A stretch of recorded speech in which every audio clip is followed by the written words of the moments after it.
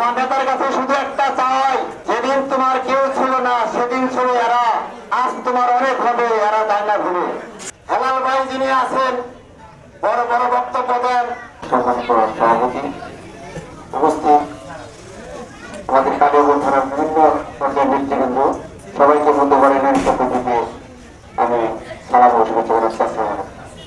আজকে যিনি আমাদের প্রধান অতিথি, তার নাম বলে এড়িয়ে যাওয়ার মানে হচ্ছে আপনাদের বলতে হবে ওনার বাবার নাম কি। আপনারা যদি জানেন সবাই সমাজ করে বলে ওনার বাবার নাম কি। ধন্যবাদ।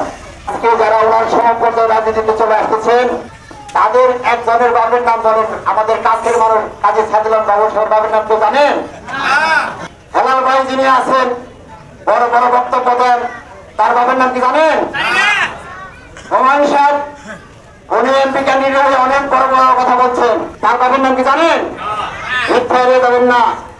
রাজনীতি করতে গেলে অবশ্যই বংশ পরিচয়ের প্রয়োজন আছে। আমরা কামনা রাখানোর পিছনে রাজনীতি করতে পারি না।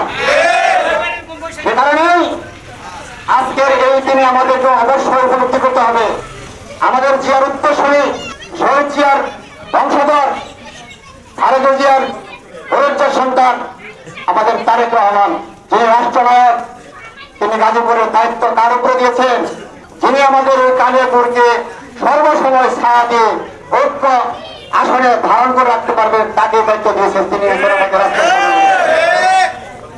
এ কারণে আমাদেরকে উপলব্ধি করতে হবে এবং বিভিন্ন কথায় বিভ্রান্ত হওয়া চলবে না।